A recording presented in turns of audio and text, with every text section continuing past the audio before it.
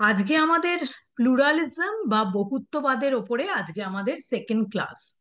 গতদিনের ক্লাসে যে জায়গাটা থেকে আমাদের আলোচনা শুরু হয়েছিল সেটা হচ্ছে এটা যে ভারতীয় দার্শনিকেরা এবং পাশ্চাত্য দার্শনিকেরা সেই এনশিয়েন্ট ফিলোসফির সময় থেকেই, এনশিয়েন্ট ওয়েস্টার্ন ফিলোসফি বলো বা এনশিয়েন্ট ইন্ডিয়ান ফিলোসফি বলো, যেখানেই বলো না কেন, সমস্ত ক্ষেত্রেই দার্শনিকেরা বিভিন্নভাবে জগতের উৎপত্তিকে ব্যাখ্যা করতে প্রয়াসী হয়েছিলেন। এবং সেই জগতের উৎপত্তিকে ব্যাখ্যা করতে গিয়ে তাদের বিভিন্ন মত ছিল, অর্থাৎ এটা যে এই জগতের উৎপত্তিতে একটি মাত্র পদার্থ, জগতের উৎপত্তির পেছনে একটি মাত্র পদার্থ রয়েছে, বা কখনো তারা বলেছেন এই জগতের উৎপত্তির পেছনে দ্বিতত্ত্ব রয়েছে। তাদেরকে ডুয়ালিস্ট ফিলোসফার বলা হয়, যারা বলেন যে এই জগতের উৎপত্তির পেছনে একটি মাত্রই পদার্থ রয়েছে, বা তারা জগতের ইউনিটিকে ব্যাখ্যা করেন। তাদেরকে মনিস্ট ফিলোসফার বলা হয়, তারা মনিজমের সমর্থক।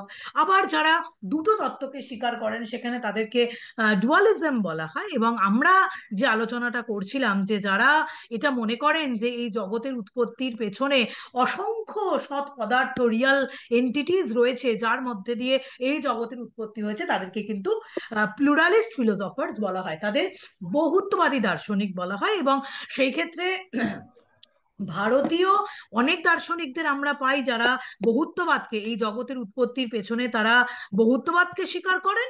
আবার পাশ্চাত্য দার্শনিকদের মধ্যেও এটা দেখতে পাই যে তারা অনেকেই রয়েছেন যারা কিন্তু জগতের উৎপত্তির পেছনে বহুত্ববাদের অস্তিত্ব তারা স্বীকার করেন, বহু পদার্থের অস্তিত্ব।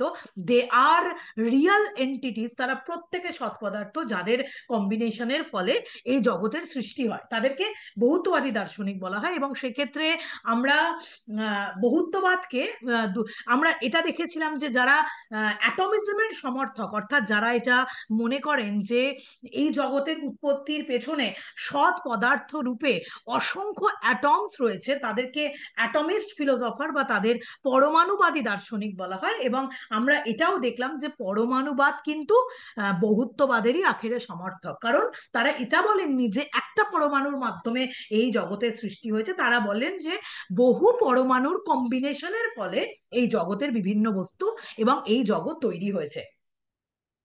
এইবার তার পরের জায়গাটা হচ্ছে এটা যে ভারতীয় বিভিন্ন দার্শনিকরাও কিন্তু এই মানে জগতের উৎপত্তির পেছনে তারা অ্যাটমস থিওরিকে স্বীকার করেন। এবং পাশ্চাত্য দার্শনিকদের মধ্যে আমরা গ্রিক ফিলোসফার, প্রথম এনশিয়েন্ট গ্রিক ফিলোসফিতে আমরা গ্রিক ফিলোসফার ডেমোক্রিটাস এবং লিউকিপাসকে আমরা দেখতে পাই, যারা কিন্তু অ্যাটমিজমের সমর্থক। এবার ভারতীয় দার্শনিকদের মধ্যেও কিন্তু আমরা দেখতে পাই বৈশেষিক ফিলোসফি, বৈশেষিক দর্শন। বৈশেষিক দর্শনকে আমরা দেখতে পাই তারা কিন্তু অ্যাটমিজমের সমর্থক। তাদের দুজনের অ্যাটমিজমকেই কিন্তু মেটেরিয়ালিস্টিক প্লুরালিজম বলা হয়, কারণ তারা এটা মনে করেন যে জগতের উৎপত্তির পেছনে যেটা রয়েছে, যে পরমাণু রয়েছে, সেই পরমাণুগুলো কিন্তু মেটেরিয়াল, বা সেই পরমাণুগুলো কিন্তু জড়। কিন্তু এদের উভয়ের মতের মধ্যেই কিন্তু পার্থক্য খুব সুস্পষ্ট রূপে বর্তমান। কারণ তোমরা প্রথমে এই পার্থক্যটা দেখলে যে যারা মানে এনশিয়েন্ট গ্রিক ফিলোসফার, তারা কিন্তু বারবার করে এটা বলছেন যে এই পরমাণুগুলো নিজেই গতিসম্পন্ন, তারা একটা ফাঁকা জায়গায় বিচরণ করে এবং বিচরণ করতে করতে লজ অফ নেচার, প্রকৃতির নিয়মের মাধ্যম দিয়েই তারা কিন্তু এই জগৎকে তৈরি করছে, তারা নিজেরাই গতিসম্পন্ন। আবার বৈশেষিক ফিলোসফার্সরা, এক সেকেন্ড দাঁড়াও তো।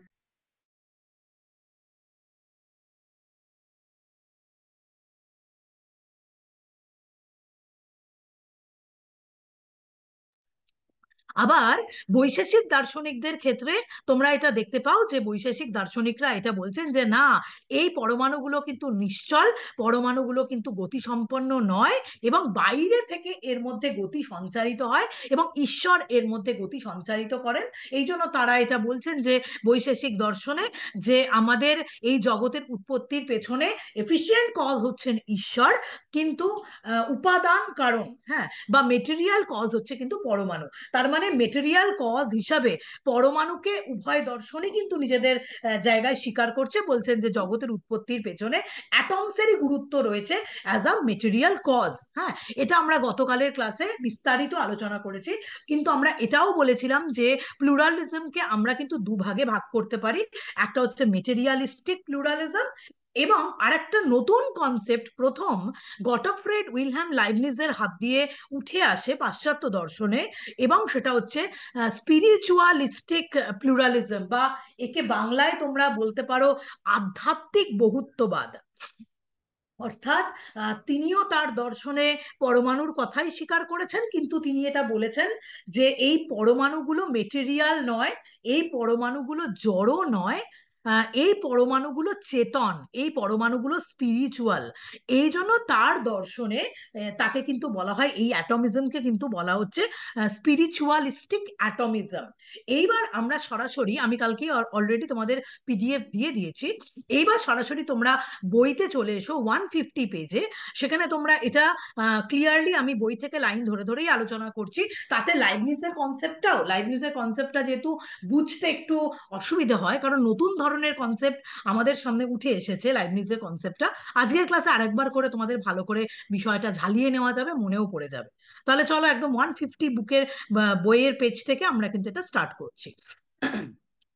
তাহলে আজকের ক্লাসে যেটা আমরা প্রথম আলোচনা করছি সেটা হচ্ছে স্পিরিচুয়ালিস্টিক প্লুরালিজম, বা লাইবনিজের দর্শনে, এবং লাইবনিজকে কিন্তু এর ফাদার বলা হয়। হ্যাঁ, লাইবনিজকে কিন্তু স্পিরিচুয়ালিস্টিক প্লুরালিজমের প্রতিষ্ঠাতা বলা হয়। Leibniz is the father of স্পিরিচুয়ালিস্টিক pluralism, এবং তার দর্শনে তাকে কিন্তু পরমাণুবাদ না বলে তাকে কিন্তু মনাডিজম কিন্তু বলা হয়। ঠিক আছে, মনার থিওরির মাধ্যম দিয়ে তিনি কিন্তু স্পিরিচুয়ালিস্টিক প্লুরালিজমকে নিজের দর্শনে ব্যাখ্যা করেছেন।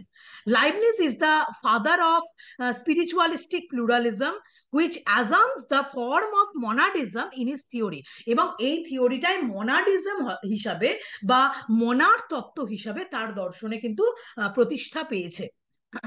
এইবার অ্যাকর্ডিং টু লাইবনিজের মনার থিওরি যে আজকে আমরা দীর্ঘায়িত ভাবে আলোচনা করছি বিষয়টা তা নয়, সংক্ষেপে আলোচনা করছি তার প্লুরালিজমের কনসেপ্টকে বোঝার জন্য। So according to Leibniz, the ultimate unit of the reality are spiritualistic atoms or মনার্স।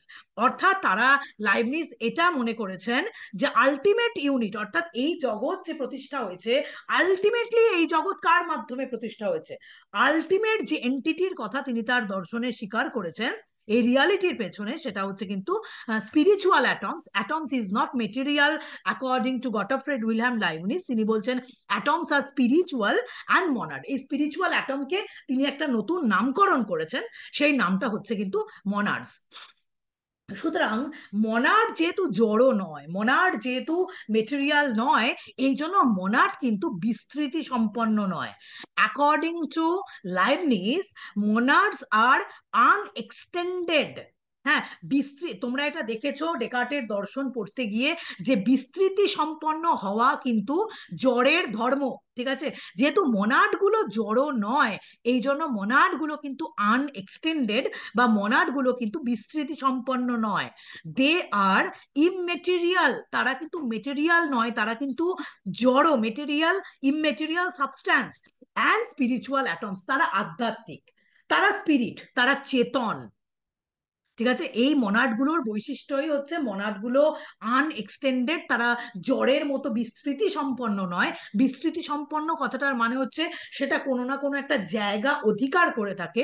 মনাডগুলো যেহেতু বিস্তৃতি সম্পন্ন নয়, এই জন্য তারা কোনো জায়গা অধিকার করে থাকে না, তারা আনএক্সটেন্ডেড, ইমমেটেরিয়াল, তারা অজড়, তারা আধ্যাত্মিক, and spiritual atoms which are essentially self active in nature. এবং লাইবনিজের মোনাডের ধর্মই হচ্ছে এটা, মোনাড গুলো কিন্তু সেলফ অ্যাক্টিভ বা স্বয়ং সক্রিয়।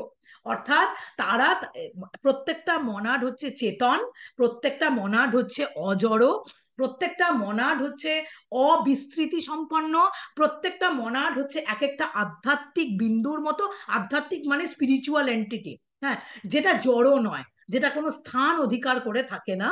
হ্যাঁ, এবং তাদের আবশ্যিক বৈশিষ্ট্য হচ্ছে, এটা তোমাদের পরীক্ষায় বেশিরভাগ সময় এখান থেকে প্রশ্ন আসে, যে তাদের আবশ্যিক বৈশিষ্ট্য হচ্ছে তারা কিন্তু সেলফ অ্যাক্টিভ, অর্থাৎ তারা স্বয়ং সক্রিয়। ক্লিয়ার, এই মনাড গুলো স্বয়ং সক্রিয়। দে আর মেটাফিজিক্যাল পয়েন্ট, অর্থাৎ তারা এক একটা আধ্যাত্মিক বিন্দুর মতো, একটা বিন্দু যেটাকে চোখে দেখা যায় না, তারা একটা আধ্যাত্মিক বিন্দু, as opposed to physical point and metaphysical point. এবং তারা কিন্তু ফিজিক্যাল পয়েন্ট, কোনো একটা পার্থিব বস্তু বা পার্থিব কোনো একটা বিন্দু যেমন বিস্তৃতি সম্পন্ন হয়, অর্থাৎ কোনো না কোনো ভাবে একটা জায়গা অধিকার করে থাকে, সেটাকে হয়তো তুমি চোখে দেখতে পাচ্ছ না, কিন্তু কোনো এই জগতে অনেক কিছুকেই কিন্তু তুমি চোখে দেখতে পাচ্ছ না, কিন্তু কোনো না কোনো ভাবে সেটা কিন্তু এই জগতে কোনো না কোনো ভাবে একটা জায়গা অধিকার করে আছে। কিন্তু যেটা স্পিরিচুয়াল হয়, যদি আমি বলি আত্মা, হ্যাঁ আমরা বলি এটা ভারতীয় দর্শনে এই কনসেপ্টে আমরা বলি যে আত্মা স্পিরিচুয়াল, আত্মা চেতন, আত্মা স্পিরিচুয়াল। আত্মা কি কোনো জায়গা অধিকার করে থাকে? স্পিরিচুয়ালিটি কোনো জায়গা অধিকার করে থাকে না। হ্যাঁ, আপেক্ষিক ভাবে কিন্তু আমার দেহ জায়গা অধিকার করে থাকে। হ্যাঁ, আমার দেহ কিন্তু বিস্তৃতি সম্পন্ন, আমার দেহ কিন্তু জড়, জড় কোনো জায়গা অধিকার করে থাকে, কিন্তু চেতন বা স্পিরিট কিন্তু কোনো জায়গা কখনো অধিকার করে থাকে না। এই জন্য এই মোনার্ডস গুলো কিন্তু কোনো রকম কোনো জায়গা অধিকার করে থাকে না, এবং এরা কিন্তু মেটেরিয়ালিস্টিক যে অ্যাটমস তার থেকে কিন্তু অবশ্যই তারা আলাদা। এই অর্থেই এটা নিয়েও তোমাদের প্রশ্ন থাকতে পারে যে মেটেরিয়াল অ্যাটমস এর সাথে স্পিরিচুয়াল অ্যাটমস এর পার্থক্য কোথায়। মেটেরিয়াল অ্যাটমস এর সাথে স্পিরিচুয়াল অ্যাটমস এর পার্থক্য এই জায়গাটাতে যে স্পিরিচুয়াল অ্যাটমস এর বৈশিষ্ট্যই হচ্ছে তারা এক্সটেনশন, তারা বিস্তৃতি সম্পন্ন, তারা জায়গা অধিকার করে থাকে। হ্যাঁ, কিন্তু আমাদের স্পিরিচুয়াল অ্যাটমস কিন্তু কোনো রকম কোনো জায়গা অধিকার করে থাকে না। সুতরাং মোনাডের বৈশিষ্ট্য এতক্ষণ অব্দি তোমাদের ক্লিয়ার হয়ে গেছে, এবং যেটা খুব গুরুত্বপূর্ণ সেটা হচ্ছে মনাড হচ্ছে স্বয়ং সক্রিয়। স্বয়ং সক্রিয়তা কিন্তু মোনাডের বৈশিষ্ট্য। এইবার তার পরের স্ট্যান্ডারে দেখো কোটান কোট লেখা আছে, further since their existence consist in self activity, অর্থাৎ প্রত্যেকটা মনাড যেহেতু স্বয়ং সক্রিয়, প্রত্যেকটা মনাড যেহেতু স্বয়ং সক্রিয়, তারা নিজের অস্তিত্বের জন্য অন্য কোনো মনাডের ওপর কখনো নির্ভর করে না, তারা স্বয়ং সক্রিয়, স্বয়ং অস্তিত্ব সম্পন্ন। হ্যাঁ, তাদের এক্সিস্টেন্সের জন্য এক একটা মনাড, হ্যাঁ এক একটা মনাড বা এক একটা আধ্যাত্মিক বিন্দুর নিজের এক্সিস্টেন্সের জন্য অন্য কোনো আধ্যাত্মিক বিন্দু বা মনাডের কিন্তু তাদের কোনো প্রয়োজন পড়ে না। ক্লিয়ার? হ্যাঁ, so further since their essence consist in self activity, they can not receive any impression, অর্থাৎ প্রত্যেকটা মনাড হচ্ছে গবাক্ষহীন। গবাক্ষহীন কথাটার মানে হচ্ছে তারা বাইরের জগৎ থেকে কোনো রেসপন্স নিজেদের কাছে কিন্তু তারা গ্রহণ করে না। আমি লাইবনিজ পড়াতে গিয়ে এটা তোমাদের বলেছিলাম যে আমার বাড়ির একটা ঘর, এই ঘরটার মধ্যে আমি বসে আছি, এই ঘরটা যদি চারটে দেওয়াল বন্ধ থাকে, সবকিছু যদি বন্ধ থাকে, তাহলে কিন্তু বাইরের জগৎ সাথে আমার কোনো কিন্তু কানেকশন হবে না। হ্যাঁ, এবার আমি যদি জানলাটা খুলে দিই, জানলাটা খুলে দিলে কি হবে? হ্যাঁ, তাহলে আমার বাইরের জগৎ থেকে আমার একটা কানেকশন তৈরি হবে কিন্তু সেই জানলার মাধ্যমে। কিন্তু মনাড গুলো গবাক্ষহীন, মনাড গুলো জানালাবিহীন, মনাডের কিন্তু কোনো জানলা বা কোনো দরজা বা কোনো কিছু থাকে না যার মাধ্যম দিয়ে এই গবাক্ষহীন যে মনাড গুলো বাইরের জগতের সাথে সংযোগ স্থাপন করতে পারে। অর্থাৎ এক একটা মনাড অন্য মনাডের সাথে কখনোই সংযোগ স্থাপন করতে পারে না। They can not receive any impression, বাইরের জগৎ থেকে সে কোনো ইমপ্রেশন গ্রহণ করে না। Nothing can penetrate them. হ্যাঁ, অর্থাৎ তার মধ্যে থেকেও কোনো কিছু বাইরের, যেহেতু বাইরের জগৎ থেকে তার মধ্যে কোনো কিছু প্রবেশ করতে পারে না, সুতরাং তার মধ্যে থেকেও কোনো কিছু সেটা বাইরের জগতে কিন্তু যেতে পারে না। হ্যাঁ, আমার যদি যদি জানলা বন্ধ থাকে, আমিও বাইরের জগতের সাথে কানেক্টেড হতে পারবো না, বাইরের জগতও কিন্তু আমার সাথে কোনোভাবেই কানেক্টেড হতে পারবে না। সুতরাং মনাড গুলো কিন্তু গবাক্ষহীন। And the apparent interaction of processes in the visible world depends solely upon a wise force coordination, the pre-established harmony. অর্থাৎ তোমার এই মনের মধ্যে এখন প্রশ্ন আসতে পারে যে প্রত্যেকটা মনাড যদি গবাক্ষহীন হয়, প্রত্যেকটা মনাড যদি আরেকটা মনাডের সঙ্গে তার কোনো রকম কোনো সম্পর্ক, কোনো রকম কোনো সঙ্গতি না থাকে, তাহলে এই ইন্ডিভিজুয়াল মনাডগুলোর দ্বারা বা এই ইন্ডিভিজুয়াল আধ্যাত্মিক বিন্দুর দ্বারা এই জগৎ সৃষ্টি হলো কি করে? হ্যাঁ, আমি মেনে নিচ্ছি যে এই জগৎ, এই প্রত্যেকটা মনাড হচ্ছে এক একটা ফোর্স, তারা স্বয়ং সক্রিয়, তাদের সক্রিয়তার জন্য অন্য কোনো কিছু, তার নিজের নিজের মধ্যে সক্রিয়তার জন্য তার অন্য কোনো কিছুর উপরে ডিপেন্ড করতে হয় না। কিন্তু অদ্ভুতভাবে একটা মনাডের সঙ্গে অন্য মনাডের তো কোনো সংযোগ নেই, একটা মনাডের সাথে অন্য মনাডের কোনো কানেকশন নেই।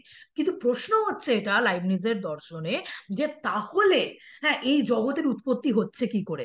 একটা মনাডের মাধ্যম দিয়ে তো জগতের উৎপত্তি হচ্ছে না, বিভিন্ন মনাডের কম্বিনেশনের ফলেই তো এই জগতের উৎপত্তি হচ্ছে। এই জায়গাটাতে লাইবনিজ কিন্তু প্রি এস্টাবলিশড হারমোনি বা পূর্ব প্রতিষ্ঠিত সামঞ্জস্যবাদের কথা বলেছেন। হ্যাঁ, এখানে একটা ফোর্সের কথা তিনি বলেছেন, আহ, একটা কন্ডিশনের কথা তিনি বলেছেন, এবং সেটা হচ্ছে প্রি এস্টাবলিশড হারমোনি। এবং সেখানে তিনি বলছেন যে এই প্রি এস্টাবলিশড হারমোনির জন্যই এই জগতে পূর্ব প্রতিষ্ঠিত সামঞ্জস্যবাদ, হ্যাঁ, পূর্বেই এটা প্রতিষ্ঠিত একটা সামঞ্জস্য, যে সামঞ্জস্য কিন্তু বিভিন্ন রকম মনাডের মধ্যে একটা সঙ্গতি রক্ষা করে চলেছে। এবং এই পূর্ব প্রতিষ্ঠিত সামঞ্জস্য কার দ্বারা সম্ভব হয়? তিনি এখানে বললেন যে এই পূর্ব প্রতিষ্ঠিত সামঞ্জস্য গডের দ্বারা সম্ভব হয়।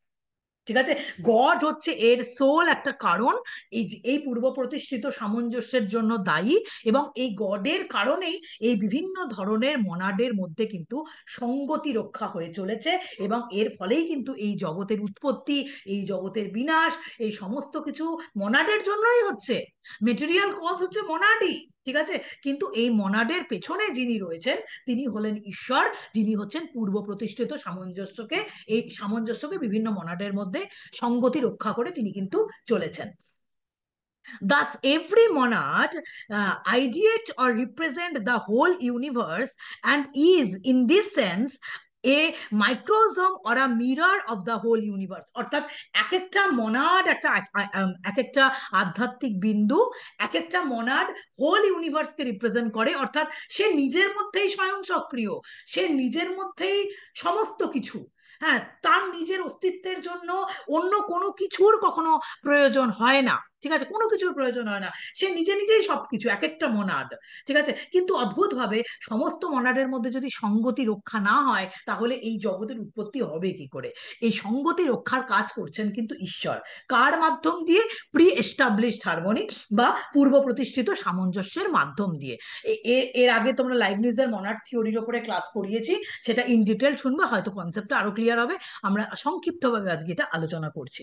এইবার প্লেট কেউ একজন কিছুদিন আগে আমাকে জিজ্ঞাসা করেছিলে, বাচ্চু মনে হয় জিজ্ঞাসা করেছিলে, এটা বিহার সেটে প্রশ্ন এসেছিল। হ্যাঁ, আমার মনে পড়ছে, যেটা বারবার করে তুমি প্রশ্ন করেছিলে, বিহার সেটে এটার প্রশ্ন এসেছিল যে there is a hierarchy of monads, মোনাডের হায়ারকিক্যাল অর্ডারের মধ্যে একটা কিন্তু প্রশ্ন এসেছিল, এবং যেখানে প্রশ্নের উত্তরটা মনে হয় বিহার সেটে ভুল দেওয়া হয়েছিল, এবং সেখানে রেকটিফাই করার জন্য তুমি আমাকে বারবার করে বলেছিলে যে ম্যাম আপনি এটা রেকটিফাই করুন। আমি তোমাকে পেজের ছবিও পাঠিয়েছিলাম বাচ্চু। এবার দেখো, এইখানে আমি তোমাদের বলছি যে there is a hierarchy of monad. ঠিক আছে, এই মোনাডের মাধ্যম দিয়ে সবটাই চেতন, মোনাড কিন্তু চেতন, মনাড স্বয়ং সক্রিয়, মনাড হচ্ছে স্পিরিট, মনাড হচ্ছে চেতন। তার মানে এই জগতের সমস্ত কিছুর ব্যাখ্যা তারা কিন্তু চেতনের মাধ্যম দিয়ে দিয়েছেন। এর আগে তোমরা এটা দেখলে যে জড়ের মাধ্যম দিয়ে সমস্ত কিছুর এই জগতের ব্যাখ্যা হচ্ছে। হ্যাঁ, অ্যাটমস গুলো কিন্তু মেটেরিয়াল। খেয়াল করে দেখো, বৈশেষিক দর্শনে ক্ষিতি অপ তেজ মরুতের অ্যাটমস এর কথা বলা হচ্ছে, যার মাধ্যম দিয়ে জগতের উৎপত্তি হচ্ছে। এবং এই জগতের যে চেতনাকে তারা কিন্তু মেটেরিয়ালের মাধ্যম দিয়ে ব্যাখ্যা করেছেন বা জড়োর মাধ্যম দিয়ে ব্যাখ্যা করেছেন।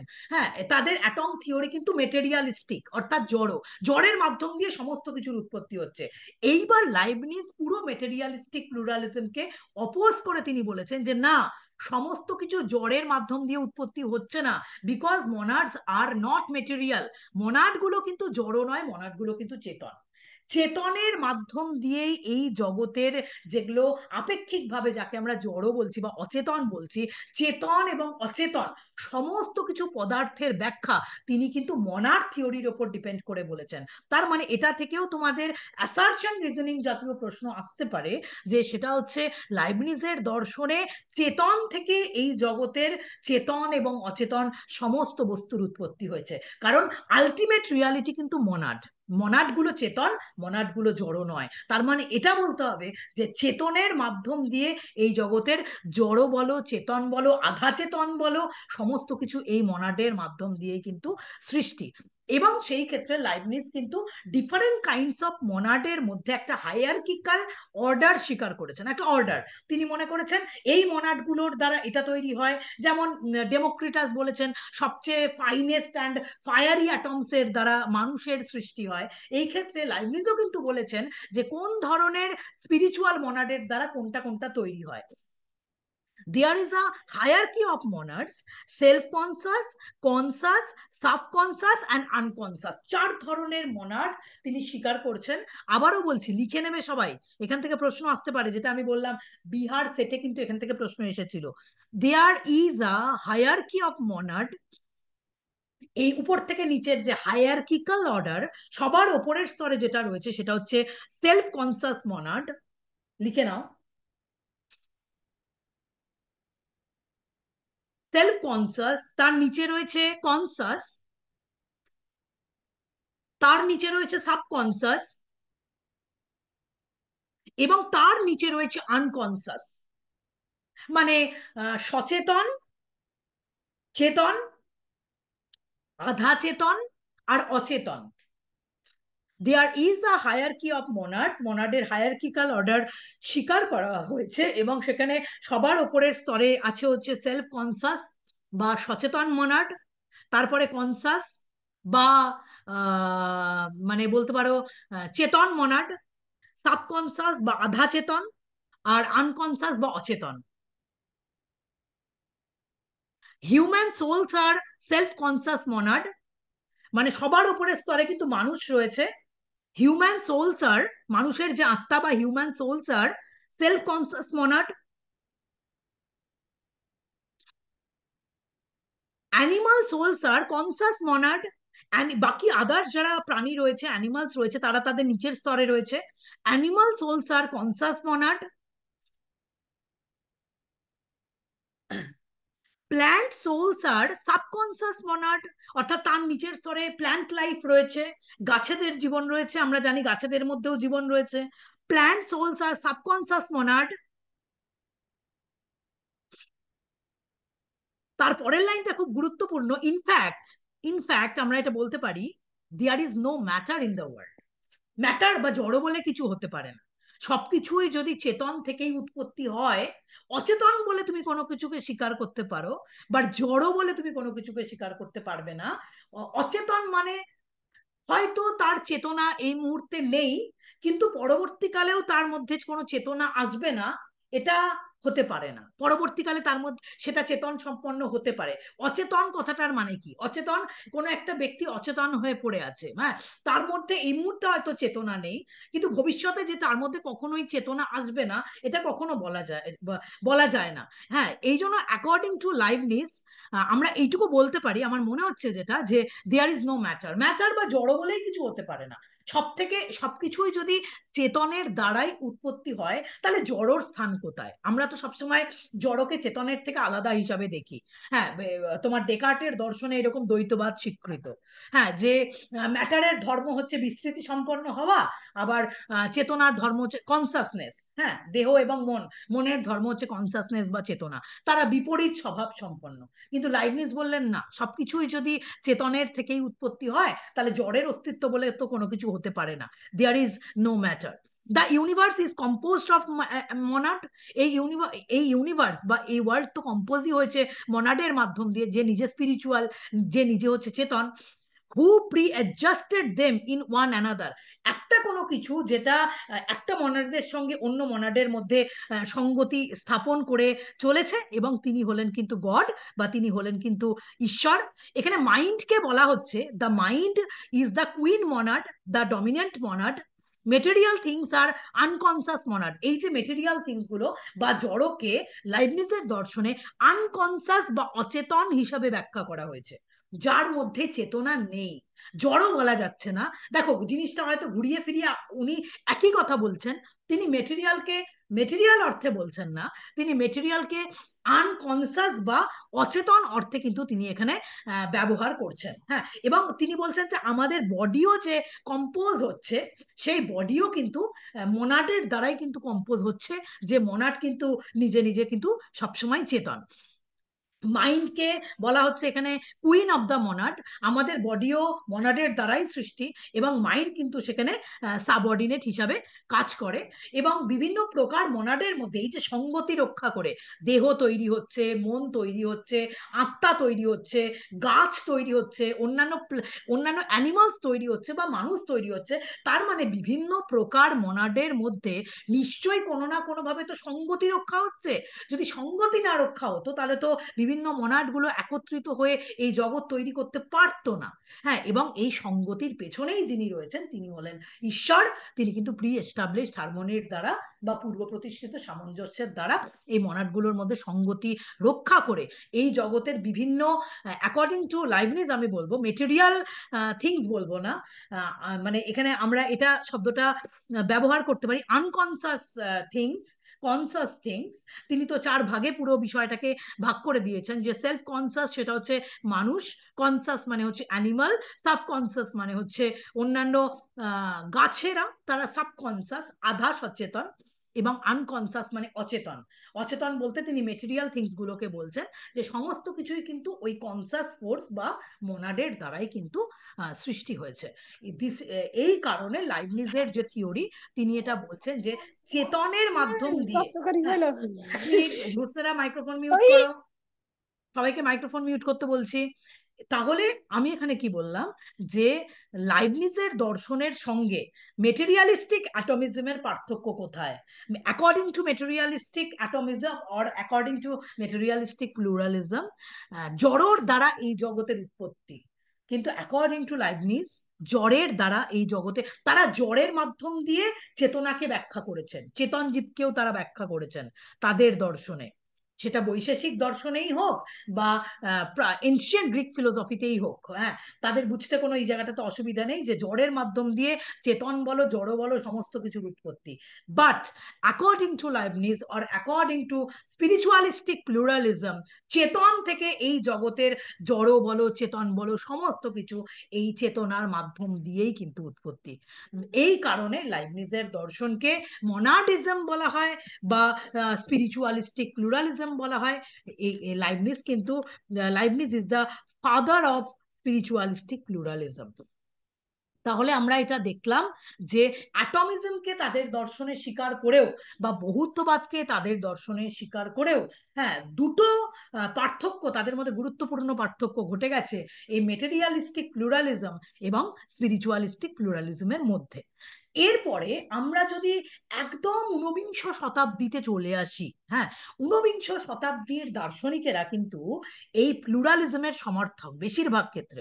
আমরা কন্টেম্পোরারি ওয়েস্টার্ন ফিলোসফি পড়তে গিয়ে দেখবো এটা, যে যারা ধরো প্র্যাগম্যাটিস্ট বলো, ফেনোমেনোলজি বলো, এক্সিস্টেন্সিয়ালিজম বলো, সবাই কিন্তু এই জগতের যে বহুত্ব, এই জগতের বহুত্বকে ব্যাখ্যা করতেই কিন্তু তারা সব সময় প্রয়াসী, সব সময়, যে এই জগতের বহুত্বকে কি করে ব্যাখ্যা করা যায়, এই জগতের যে বৈচিত্র্য, তারা ইউনিটিটাকে তাদের দর্শনে খুব বেশি পরিমাণে ব্যাখ্যা করেননি, কিন্তু এই জগতের বহুত্বটাকে তারা ব্যাখ্যা করতে বেশি প্রয়াসী।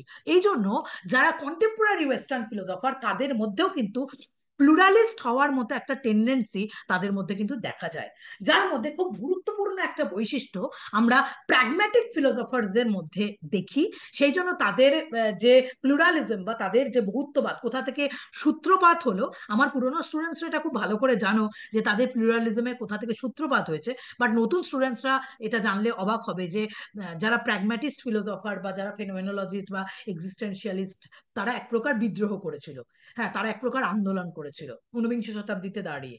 এবং এই আন্দোলনটা কার বিরুদ্ধে ছিল তোমরা সবাই জানো, হেগেলিয়ান আইডিয়ালিজমের বিরুদ্ধে, হেগেলের ভাববাদের বিরুদ্ধে, কান্টের ভাববাদের বিরুদ্ধে। কি আন্দোলন ছিল সেটা আমরা এখন আলোচনা করব। তার মানে আমি প্রথমেই যেটা আসলাম, যে প্র্যাগম্যাটিস্ট যারা ফিলোসফার, বাংলায় আমরা তাকে প্রয়োগবাদী দার্শনিক হিসেবে জানি। হ্যাঁ, উইলিয়াম জেমসের কথা এখানে আমরা জানি, জন ডিউইর কথা আমরা এখানে জানি, যারা প্র্যাগম্যাটিস্ট ফিলোসফার প্রয়োগবাদী দার্শনিক। হ্যাঁ, তারাও কিন্তু প্লুরালিজমের সমর্থক, তারাও কিন্তু বহুত্ববাদের সমর্থক। কেন তারা বহুত্ববাদের সমর্থক, কেন তাদের প্লুরালিজমকে স্বীকার করার প্রয়োজন হয়ে পড়েছিল, জায়গাটা এই জায়গায় যে দেয়ার ইজ আ, তারপরে দেখো পেজটা উল্টে দেখো 153 পেজে, there is a strong pluralistic tendency at the present time. এখন বর্তমান যুগে ফিলোসফারদের মধ্যে, ভালো করে বুঝবে, আমরা তো বর্তমান যুগের ফিলোসফার সম্পর্কে খুব একটা বেশি সচেতন না। আমরা কন্টিনিউ বেসিসে এনশিয়েন্ট গ্রিক ফিলোসফি পড়েছি বা মডার্ন ফিলোসফি পড়েছি, কিন্তু এই যে এই দার্শনিকরা যারা রয়েছেন ঊনবিংশ শতাব্দীতে, আমরা কিন্তু তাদের সম্পর্কে সচেতন নয়। But there is a strong pluralistic tendency in the present time. Present টাইমের ফিলোসফারদের মধ্যে একটা টেন্ডেন্সি আছে প্লুরালিজমকে বা বহুত্ববাদকে স্বীকার করার একটা টেন্ডেন্সি তাদের মধ্যে দেখতে পাওয়া যায়। And pragmatism is a revolt against absolutism. অর্থাৎ এই প্র্যাগম্যাটিক ফিলোসফাররা বা প্রয়োগবাদীরা প্রায় ঊনবিংশ শতাব্দীর দার্শনিক বলতে পারো তাদের, তারা একটা বিদ্রোহ ঘোষণা করেছিলেন। কার বিরুদ্ধে? তথাকথিত ভাববাদের বিরুদ্ধে। সেটা হেগেলিয়ান আইডিয়ালিজম বলো, আইডিয়ালিজমের বিরুদ্ধে বিদ্রোহ করে তারা তাদের দর্শনে বারবার করে রিয়ালিজমকে প্রতিষ্ঠা করেছেন, বহুত্ববাদকে প্রতিষ্ঠা করেছেন, এবং তারা তাদের দর্শনে বহুত্ববাদকে ব্যাখ্যা করতে প্রয়াসী হয়েছেন। তোমরা ইতিপূর্বে এটা দেখেছো, হেগেল অ্যান্ড হিজ ফলোয়ার্স, আমি তোমাদের একটা ক্লাস আজকে শেয়ার করব, তোমরা আরেকবার দেখবে, তাহলে কনসেপ্টটা ক্লিয়ার হবে যে কারা সমকালীন পাশ্চাত্য দার্শনিক হিসাবে কারা বিখ্যাত, এবং তারা কি করে একটা রিভল্ট করছেন বা আন্দোলন করছেন হেগেলিয়ান আইডিয়ালিজমের বিরুদ্ধে, সেটা তোমরা ওই ক্লাসটায় ভালো করে বুঝতে পারবে। Hegel and his followers made too much of the absolute. অর্থাৎ হেগেল বা তার সমসাময়িক যারা হেগেলপন্থী দার্শনিক, তারা সবসময় একটা কোনো কিছুকে ব্যাখ্যা করতে প্রয়াসী হয়েছেন। যেমন অদ্বৈত বেদান্ত দর্শনে ব্রহ্মকে ব্যাখ্যা করতে আমরা প্রয়াসী হয়েছি, যে ব্রহ্মকে হয়তো এম্পিরিক্যাল ভাবে আমরা কোনোদিনই জানতে পারবো না। হেগেলও কিন্তু তার দর্শনে বারবার করে ওই একটা কোনো কিছু স্পিরিটকে তিনি তার দর্শনে ব্যাখ্যা করতে প্রয়াসী হয়েছেন। তিনি এই জগতের বহুত্বকে যে স্বীকার করে নেননি তা কিন্তু নয়। তিনি এই জগতে, হেগেল তার দর্শনে এই বহুত্বকে বারবার করে তার দর্শনে স্বীকার করেছেন, কিন্তু তাদের দর্শনে স্বীকার করেও তিনি কিন্তু আলটিমেটলি ওই ইউনিটি, ওই স্পিরিট, হ্যাঁ ওই ঈশ্বরকে ব্যাখ্যা করতে, স্পিরিটকে তিনি হয়তো ঈশ্বর বলছেন বা গোস্ট বলছেন, হ্যাঁ এই স্পিরিটকে তিনি ব্যাখ্যা করতে বারবার করে প্রয়াসী হয়েছেন। So, Hegel and his followers made too much of the absolute. বারবার করে তারা এই বৌদ্ধকে ব্যাখ্যা না করে অ্যাবসলিউট কোনো কিছু রয়েছে, চরমভাবে কোনো কিছু রয়েছে, এই অ্যাবসলিউট আইডিয়ালিজম, এই জন্য হেগেলের আইডিয়ালিজমকে অ্যাবসলিউট আইডিয়ালিজম বলা হয়। হ্যাঁ, চরম ভাববাদ। হ্যাঁ, একটা ভাববাদকে একটা আনথিঙ্কেবল জায়গায় তিনি নিয়ে গেছেন এবং স্পিরিটকে তিনি তার দর্শনে ব্যাখ্যা করেছেন। Hegel holds that the world is a systematic unity of inter related reals. হ্যাঁ, এই জগতের বহুত্বকে তিনি অস্বীকার করছে না। It is the outward expression of the absolute idea. এবং তিনি এটা বলছেন যে জগতের বহুত্ব আছে ঠিকই, তিনি ওই একের মাধ্যম দিয়ে জগতের বহুত্বকে ব্যাখ্যা করছেন। হ্যাঁ, তিনি বলছেন ওই আলটিমেট যেটা আছে, আলটিমেট স্পিরিট যেটা আছে, যদি তোমরা বাংলায় একে বলো ঈশ্বর, একে বলো আলটিমেট কোনো একটা স্পিরিট, আর এই জগতের বহুত্ব ওই আলটিমেট স্পিরিটের মধ্যে থেকেই কিন্তু সেটা আসছে। হ্যাঁ, সুতরাং হেগেলের দর্শন এই কারণেই অ্যাবসলিউট আইডিয়ালিজম হিসাবে কিন্তু বিখ্যাত। অ্যান্ড অল, এই জগতের সমস্ত কিছু সবটাই হচ্ছে outward expression of spirit or outward expression of god. তার মানে যার মধ্যে দিয়ে তিনি এই জগৎকে প্রতিষ্ঠা করতে উদ্যত হয়েছেন, সেটা হচ্ছে স্পিরিট, সেটা হচ্ছে গড, আর এই বাকি সমস্ত জগতের সমস্ত কিছু এগুলো হচ্ছে গডের এক্সপ্রেশন। ওই একটা কোনো কিছু স্পিরিট, তার এক্সপ্রেশন হচ্ছে এই জগতের সমস্ত কিছু। এইবার যারা পরবর্তীকালের যারা প্র্যাগম্যাটিস্ট ফিলোসফার বললেন তা নয়, কারণ প্র্যাগম্যাটিস্ট ফিলোসফাররা এই তোমার ধরো মেটাফিজিক্যাল যে থিওরি, এর থিওরির বাইরে বেরিয়ে আসতে চেয়েছিলেন।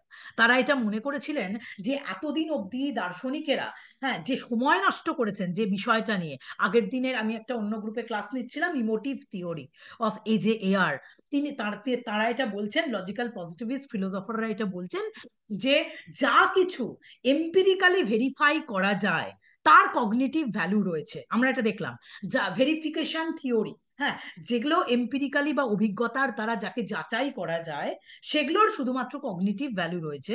এবার যে বিষয়গুলোকে এম্পিরিক্যালি ভেরিফাই করা যায় না, তার কোনো রকম কোনো জ্ঞানীয় মূল্য নেই বা কগনিটিভ তার কোনো ভ্যালু নেই।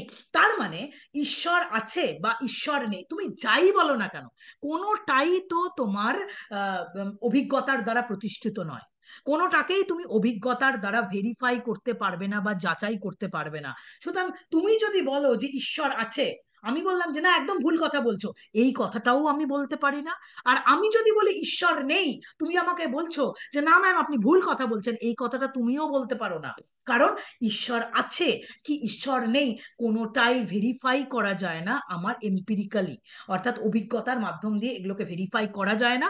এই জন্য যারা পরবর্তীকালের ঊনবিংশ শতাব্দীর যারা সমকালীন পাশ্চাত্য দার্শনিক, তারা বারবার করে ওই যে আইডিয়ালিজম, হ্যাঁ ওই যে বারবার করে ওই ইউনিটিটাকে ব্যাখ্যা করার চেষ্টা, এরা কিন্তু একে বিরোধিতা করেছেন, এটা কিন্তু এরা অপোজ করেছেন। তারা বলছেন যে না, যে বিষয়কে আমি জানি না, যে জানি না, কোনোদিন হয়তো জানতেও পারবো না, এম্পিরিক্যালি এগুলোকে প্রুফ করা সম্ভব না। ঈশ্বর আছে তাকেও তুমি প্রুফ করতে পারবে না, ঈশ্বর নেই তাকেও তুমি প্রুফ করতে পারবে না। সুতরাং যে বিষয় তুমি এম্পিরিক্যালি জানো না, অভিজ্ঞতার দ্বারা প্রতিষ্ঠা করতে পারবে না, সেই বিষয় নিয়ে কথা বলে ঝগড়া বাড়ানোর চেয়ে বা সেগুলোকে বারবার বারবার করে নিজেদের দর্শনে দেখানো হচ্ছে, অভিজ্ঞতা অধিবিদ্যা নিয়ে মানুষের চুপ থাকাই শ্রেয়। হ্যাঁ, অধিবিদ্যা নিয়ে এত মাতামাতি করার দরকার নেই। হ্যাঁ, তারা কিন্তু এটা বলছেন সমকালীন পাশ্চাত্য দার্শনিকেরা, যে অধিবিদ্যা নিয়ে এত মাতামাতি করার প্রয়োজন নেই, ঈশ্বর আছে প্রুফ করতে পারবে না, ঈশ্বর নেই তাকেও তুমি প্রুভ করতে পারবে না, সুতরাং তুমি চুপ থাকো, অধিবিদ্যা নিয়ে তুমি চুপ থাকো। হ্যাঁ, আইডিয়ালিজম নিয়ে এত বেশি কথা বলার দরকার হয় না। সেই জন্য যারা সমকালীন পাশ্চাত্য দার্শনিক বা কন্টেম্পোরারি ওয়েস্টার্ন ফিলোসফার, সেটা এক্সিস্টেন্সিয়ালিজম বলো বা ফেনোমেনোলজিস্ট বলো বা প্র্যাগম্যাটিস্ট বলো, তা তার পরবর্তী যারা লজিক্যাল পজিটিভিস্ট বলো, লজিক্যাল পজিটিভিজম, যৌক্তিক প্রত্যক্ষবাদ, ভিয়েনা সার্কেলের দার্শনিক বলো, ম্যাথমেটিশিয়ান বলো, তারা বারবার করে রিয়ালিজমকে তাদের দর্শনে প্রতিষ্ঠা করে গেছেন, রাদার আইডিয়ালিজম। তা ভাববাদ তাদের দর্শনে সমর্থিত নয়, তাদের দর্শনে সমর্থিত হচ্ছে কিন্তু আমাদের রিয়ালিজম বা বস্তুবাদ। তারা বারবার করে এই বস্তু জগৎকে প্রতিষ্ঠা করেছেন। তোমরা যারা আমার কাছে এক্সিস্টেন্সিয়ালিজমের ক্লাস করেছো, তোমরা এটা দেখেছো যে তারা সত্তাকে ব্যাখ্যা করছেন, তারাও কিন্তু বিংকে ব্যাখ্যা করছেন, কিন্তু এই জগতের আসপেক্টটা তারা কিন্তু সত্তাকে ব্যাখ্যা করেছেন। তারা কেউই তাদের দর্শনকে এই জগতের বাইরে বের করে দিতে চাননি। হ্যাঁ, যে এই জগতের বাইরেও অন্য কোনো একটা জগৎ আছে, যেমন ইমানুয়েল কান্টো ট্রান্সেন্ডেন্টাল আইডিয়ালিজম, হ্যাঁ তিনি এই ফেনোমেনাল ওয়ার্ল্ডকেও স্বীকার করলেন, আবার তিনি নোমেনাল ওয়ার্ল্ডকেও স্বীকার করলেন। হ্যাঁ, তিনি বললেন যে নোমেনাল ওয়ার্ল্ডকে আমি জানতে পারি না, নোমিনাল ওয়ার্ল্ড সম্পর্কে আমি জ্ঞান লাভ করতে পারি না। কেন জ্ঞান লাভ করতে পারি না? তার কারণ হচ্ছে এটা যে নোমিনাল ওয়ার্ল্ডের যে উপাদানগুলো রয়েছে, এই উপাদানগুলো তো আমরা সংগ্রহই করতে পারি না। জ্ঞান লাভ করতে গেলে আমার বাহ্য জগৎ থেকে জ্ঞানের উপাদান সংগ্রহ করা প্রয়োজন। আমরা এই ফেনোমেনাল ওয়ার্ল্ড সম্পর্কে যে কোনো উপাদান সংগ্রহ করতে পারি, বাট নোমেনাল ওয়ার্ল্ড যেটা রয়েছে সেটা আমরা উপাদান সংগ্রহ করতে পারি না, আমরা সেগুলোকে জানতে পারি না, জ্ঞানের তথ্য সেগুলো থেকে আহরণ করতে পারি না, তাহলে সে বিষয় সম্পর্কে আমার জ্ঞান কি করে হবে? কান্ট বলছেন যে সেই বিষয় সম্পর্কে, নোমেনাল ওয়ার্ল্ড সম্পর্কে আমার জ্ঞান হতে পারে না, কিন্তু নোমেনাল ওয়ার্ল্ড আছে, অ্যাগনস্টিক, আমরা এই ব্যাপারে অজ্ঞেয়, আছে কিন্তু আমরা তাকে জানতে পারি না, কিন্তু তবুও তিনি স্বীকার করে নিলেন আছে। জানতে পারি আর না পারি সেটা বিশ্বাসের বিষয়বস্তু হিসাবে ওই নোমিনাল ওয়ার্ল্ড কিন্তু আছে, তিনি স্বীকার করলেন। হেগেলও আইডিয়ালিজম, হেগেলের আইডিয়ালিজমকে অ্যাবসলিউট আইডিয়ালিজম বলা হয়। তিনি এই জগতের বহুত্ব বলো, এই ফেনোমেনাল ওয়ার্ল্ড বলো, সমস্ত কিছুকে তিনি ব্যাখ্যা করছেন ওই একটা কোনো কিছুর মাধ্যম দিয়ে, ওই একটা স্পিরিটের মাধ্যম দিয়ে। এইবার যারা কন্টেম্পোরারি ওয়েস্টার্ন ফিলোসফার, তারা রিভল্ট করছেন, তারা বলছেন না, এই আধিবিদ্যক ভাবে সমস্ত কিছুকে ব্যাখ্যা করার এই প্রয়াস, যত মানে মডার্ন ওয়েস্টার্ন ফিলোসফাররা যেভাবে দেখিয়েছেন, পরবর্তীকালে যারা কন্টেম্পোরারি ফিলোসফার তারা বলছেন যে না, এইরকম ভাবে কিন্তু হয় না, সবকিছুকে তুমি অধিবিদ্যার মাধ্যম দিয়ে ব্যাখ্যা করো না। কারণ আদিবিদ্যক যে তত্ত্বগুলো, আদিবিদ্যক যে তত্ত্বগুলো, সেগুলো সেগুলো according to logical positivist AJAR, তারা বলছেন যে এটা এম্পিরিক্যালি ভেরিফায়াবল নয়, এগুলো অভিজ্ঞতার দ্বারা প্রতিষ্ঠিত নয়, তুমি কোনোদিন প্রমাণও করতে পারবে না, আবার তুমি কোনোদিন অপ্রমাণও করতে পারবে না। যেটা করতে পারবে না হয়তো সেটা নিয়ে সময় নষ্ট করে লাভ নেই, চুপ থাকো সেই ব্যাপারে। ঠিক আছে, এই জগৎকে জগতের মতো করে বা রিয়ালিজমের আসপেক্টটা তুমি এই জগৎকে ব্যাখ্যা করো। এই জগৎকে মিথ্যা বলারও কোনো জায়গা নেই, কারণ এই জগৎ কিন্তু একটা প্র্যাকটিক্যাল ওয়ার্ল্ড। হ্যাঁ, এই জগতে আমি বাস করছি, এই জগতে আমি আছি, এই জগতে থাকছি, খাচ্ছি, সমস্ত কিছু, তাহলে এই জগতের অস্তিত্বকে অস্বীকার করার কি প্রয়োজনীয়তা রয়েছে? এই ব্যবহারিক জগতে আমি আছি, তাহলে এই ব্যবহারিক জগতে মিথ্যা বলারও কোনো রকম কোনো প্রয়োজন হয় না।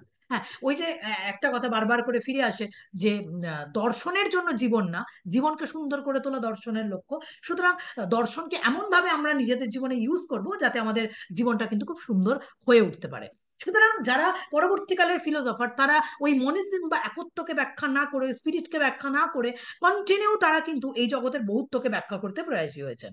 এবং নিও রিয়ালিস্ট ফিলোসফার যারা যারা একদম পরবর্তীকালে, হ্যাঁ, বস্তুবাদকে তাদের দর্শনে প্রতিষ্ঠা করেছেন, বা যারা প্র্যাগম্যাটিস্ট ফিলোসফার, যাদের প্রয়োগবাদী দার্শনিক হিসেবে জানি। এবং এখানে আমরা দেখব যে there is William James interpretation. আমরা এখন উইলিয়াম জেমসের ব্যাখ্যা আমরা জানবো, যে উইলিয়াম জেমসকে কিন্তু দ্য ফাউন্ডার অফ প্র্যাগম্যাটিজম বলা হয়, অর্থাৎ তাকে প্রয়োগবাদের জনক বলা হয় উইলিয়াম জেমসকে। সো আমরা উইলিয়াম জেমসের ইন্টারপ্রিটেশন জানবো অ্যাকর্ডিং টু তোমার হেগেলস অ্যাবসলিউট আইডিয়ালিজম। হেগেলের অ্যাবসলিউট আইডিয়ালিজমকে অপোজ করে তিনি কিভাবে তার দর্শনে প্র্যাগম্যাটিজম বা প্রয়োগবাদকে প্রতিষ্ঠা করছেন, বা বহুত্ববাদকে প্রতিষ্ঠা করছেন। তাহলে এটা কি বললাম? William James, the founder of pragmatism, revolt against the monistic absolutism of Hegel and his followers. Hegel এবং তার ফলোয়ারদের যে মনিজম, যে একত্ব, যে একের মাধ্যম দিয়ে তারা এই জগৎকে, তার মানে মনিস্ট ফিলোসফার, এটা অবশ্যই মানতে হবে, হ্যাঁ, যে হেগেল একজন মনিস্ট ফিলোসফার। একের মাধ্যম দিয়ে তিনি এই জগৎকে ব্যাখ্যা করেছেন, জগতের বহুত্বকে ব্যাখ্যা করেছেন। William James as a founder of pragmatism revolt করছেন, হ্যাঁ, তার এই মতবাদের সঙ্গে, হেগেলের মতবাদের সঙ্গে। He propounded the doctrine of pluralistic universe. তিনি বলছেন এই ইউনিভার্স বা এই যে বিশ্ব ব্রহ্মাণ্ড, পৃথিবী নয় কিন্তু, এই যে বিশ্ব ব্রহ্মাণ্ড সেটা কিন্তু প্লুরাল, সেটা কিন্তু বহু। হ্যাঁ, he holds that the world is an aggregate of many things. তিনি বলছেন এই যে ওয়ার্ল্ড তৈরি হয়েছে, এই ইউনিভার্স যে তৈরি হয়েছে, এই ইউনিভার্স কিন্তু এগ্রিগেট অফ মেনি থিংস, অর্থাৎ মেনি থিংস, বৈচিত্র্যপূর্ণ অনেক জিনিসকে একত্র করেই কিন্তু এই জগৎ তৈরি হয়েছে। There are not inter related to one another, অর্থাৎ তা একটা বস্তুর সঙ্গে অন্য বস্তুর কোনো মিল নেই। তুমি দেখো এই দুনিয়ায়, আমি যদি সত্যি সত্যি এটা বলি, যে এই দুনিয়ায় যে কোটি কোটি কোটি কোটি মানুষ, একটা মানুষের সাথে অন্য মানুষের তুমি মিল দেখাতে পারবে? তুমি দেখো একটা মানুষের সঙ্গে অন্য মানুষের তুমি মিল দেখাতে পারবে না। আমরা কেউই একে অপরের সাথে ইন্টার রিলেটেড নয়, কিন্তু আমরা একে অপরের সাথে রিলেটেড। হ্যাঁ, আমরা একে অপরের সাথে কোনোদিন মিলেমিশে এক হয়ে যাইনি, কিন্তু তবুও আমরা একে অপরের সাথে কিন্তু রয়েছি। আমরা কিন্তু একটা সংগতিপূর্ণ অবস্থায়, এই এই জায়গাটাকে তোমার অস্বীকার করার কোনো জায়গা নেই, যে আমরা একে অপরের সাথে আমাদের কোনো রকম কোনো মিল নেই, তবুও আমরা কিন্তু ধরো একে অপরের সাথে মিলেমিশে কিন্তু এই জগৎটাকে পরিচালনা করছি। এখানেই কিন্তু প্র্যাগম্যাটিস্ট ফিলোসফার উইলিয়াম জেমস এই কথাটাই কিন্তু তিনি বলছেন। He holds that the world is an aggregate of many things, they are not interrelated to one another, they do not form a system, অর্থাৎ একে অপরের সাথে মিলিত হয়ে গিয়েই তারা একটা সিস্টেমকে ফর্ম করেছে তা নয়। The world is manifold or varied, discrete and chaotic, অর্থাৎ তিনি বলছেন যে সমস্ত কিছু যে জগতে ধরো পদার্থগুলো রয়েছে, সবগুলোই আলাদা আলাদা, সবকিছুই ডিসক্রিট, হ্যাঁ, আলাদা আলাদা। ডিসক্রিট মানে, এই প্রসঙ্গে আমার মনে পড়ে যাচ্ছে হিউমের অ্যাটমিজম। হিউম প্রত্যেকটা মুদ্রণকে ডিসক্রিট বলছেন, মানে প্রত্যেকটা মুদ্রণকে তিনি সিম্পল বলছেন। মুদ্রণ কিন্তু কখনো কমপ্লেক্স হতে পারে না। হ্যাঁ, মুদ্রণ হতে পারে, মুদ্রণ বা ইমপ্রেশন বাই সেন্সেশন হতে পারে, ইমপ্রেশন বাই রিফ্লেকশন হতে পারে, বাট ইমপ্রেশন কখনো কমপ্লেক্স হতে পারে না, মুদ্রণ কখনো কমপ্লেক্স হতে পারে না। এই উপাদানগুলো আলাদা আলাদা, সব ডিসক্রিট সেন্সেশন, উপাদানগুলো ডিসক্রিট সেন্সেশন, এবং আমরা প্রত্যেকেই ডিসক্রিট, একে অপরের থেকে প্রত্যেকেই কিন্তু আলাদা। হ্যাঁ, এই জগৎ একটা হয়তো ক্যাওটিক পরিস্থিতিতেই কিন্তু এই জগৎ রয়েছে, ক্যাওটিক অবস্থায় রয়েছে। It is not a universe but a multiverse. এই জগৎ একটাই জগৎ নয়, অনেকগুলো জগতের সামঞ্জস্য, এটাকে মাল্টিভার্স বলা হয়। এই শব্দটা কিন্তু এখন দৈনন্দিন জীবনে খুব পরিচিত। ইউনিভার্স নয়, একে সবাই মাল্টিভার্স বলছে। তো it is not a cosmos but a chaos, it is a pluralistic universe, it is not an expression of God. তারা এখানে গডের অস্তিত্বকে কিন্তু ডিনাই করছেন। প্র্যাগম্যাটিস্ট ফিলোসফাররা এটা বলছেন, এই জগৎ কিন্তু আমার গডের এক্সপ্রেশন নয়, কারণ এই গডকে না এম্পিরিক্যালি ভেরিফাই করা যায়, না এই গড সম্পর্কে, এই এক সম্পর্কে জানা যায় বা বোঝা যায়, কোনোটাই করা যায় না। তারা কিন্তু বহুত্বকে বহুর মাধ্যম দিয়েই তারা কিন্তু ব্যাখ্যা করছেন। বলছে প্রত্যেকে তার নিজের জায়গায় স্বতন্ত্র অবস্থায় রয়েছে, কেউ কারোর জায়গা কখনো নিতে পারে না, প্রত্যেকে স্বতন্ত্র। এই জগতে যদি কোটি কোটি মানুষ রয়েছে, কোটি কোটি মানুষ কিন্তু স্বতন্ত্র। একটা মানুষের সাথে অন্য মানুষের কিন্তু কখনো মিল নেই, এবং প্রত্যেক মানুষ কিন্তু নিজের মতো এই নিজে জগতে বসবাস করে যাচ্ছে। It exist in its own right. প্রত্যেক মানুষের একটা রাইট রয়েছে এই জগতে, এবং সেই রাইট অনুযায়ী এই বৈচিত্র্যপূর্ণ জগৎ কিন্তু এগিয়ে চলেছে, independent of god and finite minds. অর্থাৎ ইন্ডিপেন্ডেন্ট অফ গড, তার পেছনে, এই জগতের বহুত্বকে ব্যাখ্যা করার পেছনে ঈশ্বরকে স্বীকার করার কোনো রকম কোনো প্রয়োজন নেই। The world is not a block universe in which everything is predetermined by God. এই জগতের কোনো কিছু প্রিডিটারমাইন্ড নয়। যারা ইভালুয়েশনারিজমের সমর্থক, ইভালুয়েশন থিওরি, বিবর্তনবাদ, ডারউইনের বিবর্তনবাদকে তোমরা দেখেছো, যারা ইভালুয়েশন থিওরিকে স্বীকার করছেন তারাও এটা বলছেন যে কোনো কিছু প্রিডেস্টিনি নয়, বা কোনো কিছু প্রিডিটারমাইন্ড নয়, যে কেউ একজন ঠিক করে রেখেছে আর ওয়ার্ল্ড এইভাবেই পরপর পরপর চলতে থাকবে। না, সবকিছুই বিবর্তনের মধ্যে দিয়ে এগিয়ে চলেছে। আমরাও কিন্তু এই জগতের সাথে সাথে বিবর্তনের মধ্যে দিয়ে এগিয়ে চলেছি। হ্যাঁ, কালকেই কি হবে আমরা কিন্তু কেউ জানি না, কেউ জানি না। আমরা সবাই কিন্তু নিজেদের জায়গায় লড়াই করছি, এবং লড়াই করেই কিন্তু আমরা বেঁচে আছি। সবকিছুই যদি আমি স্বীকার করে নিই, প্রি ডিটারমাইন্ড, আগে থেকেই সব নির্ধারণ করে দেওয়া আছে, তাহলে কিন্তু মানুষের মধ্যে যে freedom of choice, freedom of will, এটা কিন্তু নষ্ট হয়ে যাবে। ঠিক আছে, আমি যদি ভেবে নিই সবই আমার অদৃষ্টের দ্বারা নিয়ন্ত্রিত, আর তাহলে আমার ফ্রিডম কোথায়? আমার ফ্রিডম নেই। আমি আমার অদৃষ্টকে চেঞ্জ করতে পারবো না, আমার হাতেই সবকিছু আছে। আমি আমার কর্মের দ্বারা, এই কথাটাই এখানে খুব বেশি পরিমাণে প্রযোজ্য, যে আমি আমার কর্মের দ্বারা আমার ভবিষ্যৎ নির্ধারণ করি, আর কোনো কিছুর দ্বারা নয়। এখানে কোনো রকম কোনো প্রিডেস্টিনি নেই, কোনো রকম কোনো অদৃষ্ট নেই। মানুষই তার নিজের ভাগ্যের নিয়ন্ত্রক। হ্যাঁ, আমি কর্মবাদের ক্লাসে তোমাদের আলোচনা করেছি যে মানুষ নিজের কর্মের দ্বারা তার ভবিষ্যৎ নির্ধারণ করে। প্রত্যেক মানুষ নিজের নিজের জায়গায় স্বতন্ত্রভাবে তাদের কর্ম করে যাচ্ছে। এই ওয়ার্ল্ড কিন্তু চলতেই আছে। তার জন্য, তার পেছনে যারা প্র্যাগম্যাটিস্ট ফিলোসফার রয়েছেন তারা বলছে তার পেছনে গডকে স্বীকার করার কোনো রকম কোনো প্রয়োজন নেই। Human beings have freedom.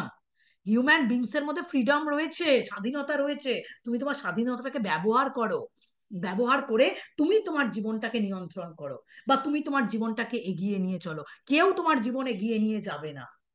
তুমি তোমার ভাগ্যের নিয়ন্ত্রক। তুমি তো তাকে রাষ্ট্রে না ধরতে পারো, সবকিছু তুমিই করতে পারো।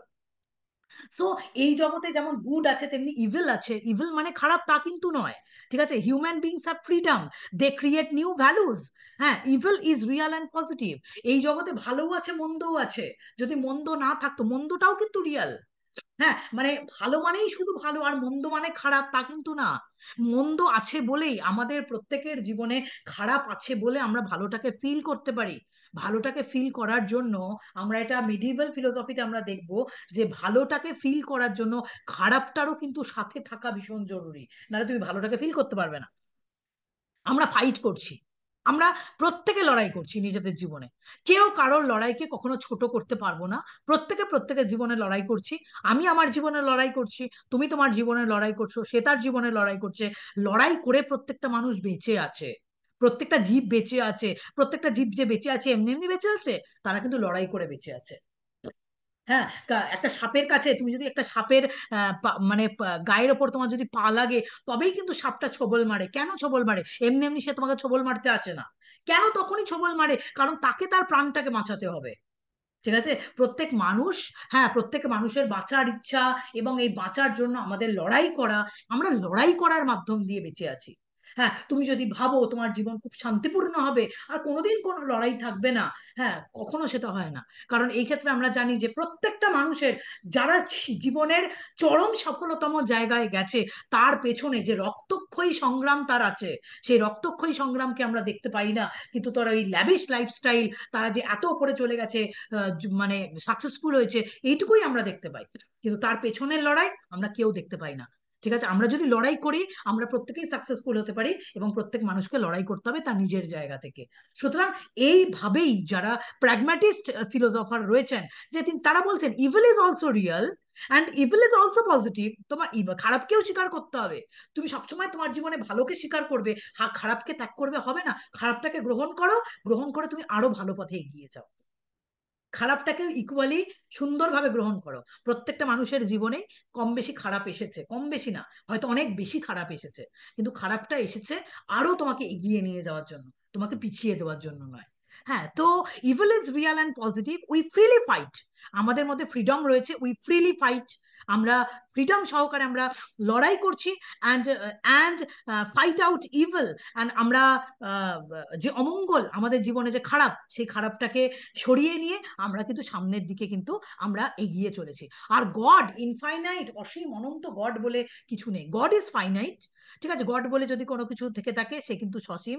He is not infinite and absolute. Absolute বা ইনফাইনাইট গড বলে কিন্তু কোনো কিছু থাকতে পারে না এই জগতে। যদি গড বলে কোনো কিছুকে স্বীকার করতেই হয়, he works in an environment, এই পরিবেশেই সে হয়তো কোনো না কোনো ভাবে এক্সিস্ট করছে হয়তো বা, ঠিক আছে? সে ফাইনাইট মাইন্ড, ফাইনাইট, সসীম, ঠিক আছে?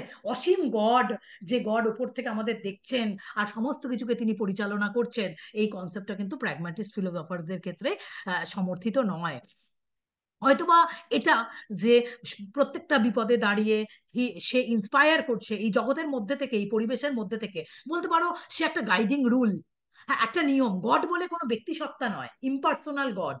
হ্যাঁ, তাদের কাছে কোনোভাবেই পার্সোনাল গড স্বীকৃত নয়, যে একটা ঈশ্বর যাকে আমি পুজো করছি, পুজো করলে আমি সবকিছু পেয়ে যাব, সেটা নয়। লড়াই করতে করতে আমাদের একটা গাইডিং রুলের দরকার হয় না? যে হয়তো বিবেক হতে পারে সেই গাইডিং রুল, সেটাই হতে পারে ঈশ্বর, তুমি যেভাবে ব্যাখ্যা করবে। গড হচ্ছেন এইরকম একটা গাইডিং রুল, হ্যাঁ, যে আমাদের ইভিলের বিরুদ্ধে ফাইট করতে সহযোগিতা করে। আমরা লড়াই করছি খারাপটাকে অপসৃত সরিয়ে নেওয়ার জন্য, আমরা যে লড়াই করছি, এই গাইডিং রুল বা গাইডিং প্রিন্সিপাল, গড হচ্ছে একটা নীতিও বলতে পারো, একটা গাইডিং প্রিন্সিপাল, যে প্রিন্সিপালটা তোমাকে এই ফাইটিং যে অ্যাটিটিউড, সেই ফাইটিং অ্যাটিটিউডে তোমাকে সহযোগিতা করছে। সুতরাং তাদের দর্শনে এই গড বলে কিন্তু আলাদা কোনো কিছু কোনোভাবে স্বীকৃত নয়। হ্যাঁ, এই ওয়ার্ল্ড কিন্তু একটা সুন্দর গতিতে আমাদের এগিয়ে চলেছে, তার পেছনে কোনো অ্যাবসলিউট কোনো কিছুকে স্বীকার করার কোনো প্রয়োজন নেই। এই ওয়ার্ল্ড হচ্ছে নিও নিও যারা রিয়ালিস্ট, যারা একদম নব্য বস্তুবাদী দার্শনিক, তারা এটা বলছেন, the world is a totality of values. হ্যাঁ, বোথ এক্সিস্টেন্স অ্যান্ড সাবসিস্টেন্স, কথাটার মানে হচ্ছে বাহ্য বস্তু আছে, আন্তর্বস্তু আছে, সমস্ত কিছু আছে, এবং এই বহুত্বকে নিয়েই কিন্তু জগৎ এগিয়ে চলেছে। এবং গড যদি তোমাকে কোনো কিছু স্বীকারই করতে হয়, ধরে নাও যে গড একটা ভ্যালু, ঠিক আছে, একটা অ্যাক্টিভ ভ্যালু। হ্যাঁ, যে ভ্যালুটা আমাকে, এই যে আমরা লড়াই করছি, এই লড়াই আমাদের সহযোগিতা করে।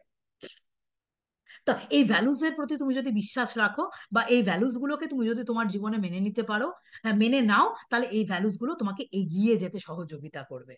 এর বাইরে আর কোনো কিছু নয়। গডকে স্বীকার করে নিলে মানেই তোমার লড়াই কম হয়ে গেল, তুমি পুজো করছো, তোমার লড়াই কম হয়ে গেছে, বাবা আমি খুব শান্তির জীবন যাপন করবো, না, এটা কোনোদিন হয় না। হ্যাঁ, তাহলে যারা মানে প্রতিদিন মানে ঈশ্বরের উপাসক, তারা খুব শান্তির জীবন পেতেন, তারা কোনোদিন শান্তির জীবন পান না। হ্যাঁ, কারণ তোমাকে এই জগতে সাস্টেইন করতে হলে, বা এই জগতে যদি বেঁচে থাকতে হয়, তাহলে তোমাকে লড়াই করতে হয়, fight and fight, freely fight. তুমি লড়াই করো, তোমার পরিস্থিতির সাথে তুমি লড়াই করো, তুমি বাঁচবে। শুধু আমি তোমাকে একটু কথা বললাম, লড়াই করে যেতে হবে। তার জন্য কোনো অ্যাবসলিউট কোনো কিছুকে স্বীকার করারও প্রয়োজন হয় না।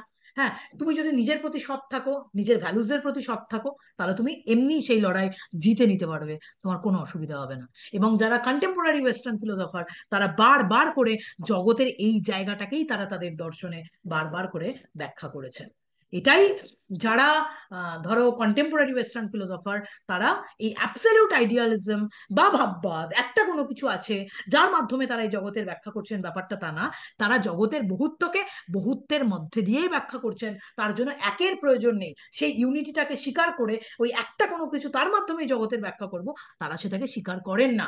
এই জন্য যারা প্র্যাগম্যাটিক ফিলোসফার, হ্যাঁ আমরা বেঁচে আছি, আমরা লড়াই করছি, আমরা বেঁচে আছি, লড়াই ছাড়া কোনো মানুষ বাঁচতে পারে না। কর্ম, এই যে ভগবদ গীতায় বলা হয়েছে না, যে কর্ম ছাড়া কোনো মানুষ এক মিনিটও বেঁচে থাকতে পারে না, লড়াই করা ছাড়া কোনো মানুষ বেঁচে থাকতে পারে না। লড়াই করো, তুমি বাঁচবে, সাস্টেইন করবে। সার্ভাইভাল অফ দ্য ফিটেস্ট, তোমার ইভালুয়েশন থিওরিতে ডারউইন এটা বলছেন, যে যে ফিটেস্ট, যে পরিবেশের সাথে সমঝোতা রক্ষা করবে, সেই সার্ভাইভ করবে, না তো কেউ সার্ভাইভ করবে না। সার্ভাইভ করার জন্য তোমাকে লড়াই করতে হবে, ঠিক আছে? তোমাকে কেউ বাকি কোনো সত্তা এসে তোমাকে সার্ভাইভ করিয়ে দিয়ে যাবে না। তুমি লড়াই করবে, তুমি বাঁচবে। যে লড়াই করবে না, সে পরিবেশের সাথে সার্ভাইভ করতে পারবে না, ঠিক আছে? তো এই জন্য যারা নিউ রিয়ালিস্ট ফিলোসফার বা যারা প্র্যাগম্যাটিস্ট ফিলোসফার, সমকালীন পাশ্চাত্য দার্শনিক, তারা কিন্তু বারবার করে এই প্লুরালিজমকে তাদের দর্শনে প্রতিষ্ঠা করে গেছেন, এবং তাদের মধ্যে একটা টেন্ডেন্সি দেখা গেছে প্লুরালিজমকে তাদের দর্শনে প্রতিষ্ঠা করার। বলো, বুঝতে পেরেছো নাকি? বলতে পারো god according to them is a value. হ্যাঁ, একটা বলতে পারো লিভিং প্রিন্সিপাল। হ্যাঁ, যে প্রিন্সিপালকে মেনে নিয়ে আমরা কিন্তু এগিয়ে চলেছি। ঠিক আছে, বলো এবার বুঝতে পারলে নাকি বলো। আমি অন্যভাবে বিষয়টা বোঝানোর চেষ্টা করলাম, জানানোর চেষ্টা করলাম, কতদূর ক্লিয়ার হলো এবার তোমরা বলবে। দেখো, এই যে মোনার্ক থিওরিকে স্বীকার করা হয়েছে, ঠিক আছে, অ্যাকর্ডিং টু এনাদের মত যদি আমি আসি, কন্টেম্পোরারি ওয়েস্টার্ন ফিলোসফারদের মত, যে আমরা তো এগুলোকে কোনো কিছুকে দেখতে পাই না, যে বিষয়গুলোকে আমি দেখতে পারি না বা জানতে পারি না, হ্যাঁ, যার বিষয়ে জ্ঞান লাভ করা সম্ভব নয়, হ্যাঁ, সেই বিষয়গুলো নিয়ে আলোচনা করার তো এত বেশি আলোচনা করার প্রয়োজন নেই। বরং যেটা দেখছি, মানুষের জীবনকে সুন্দর করা দর্শনের লক্ষ্য, যেটা বারবার করে বলা, মানুষ একটা জীবন, কতটুকু মানুষ জীবন পায় বলো? 70 বছর, 80 বছর, কতটুকু জীবন? ঠিক আছে, এই জীবনটাকে সুন্দর করে এগিয়ে নিয়ে যাওয়া। আর তুমি যদি ফিলোসফিকে ভালো করে রপ্ত করতে পারো, একটা জিনিস হয়, philosophy is a guiding principal, আমি এটা মনে করি। হ্যাঁ, আমি আমি আরেকটা জিনিসও মনে করি, যে আমি আহ, এক তরফ থেকে এই মুহূর্তে, আগে হয়তো ছিলাম না, বাট এক তরফ থেকে এই মুহূর্তে নাস্তিক আমি, সেইভাবে ঈশ্বরকে স্বীকার করি না। বাট ফিলোসফি বা দর্শন আমার কাছে গড, যেটা আমার কাছে গাইডিং প্রিন্সিপাল, যেটা আমাকে নিজের জীবনের চরমতম কঠিন পরিস্থিতি থেকে বেরিয়ে আসতে সহযোগিতা করেছে।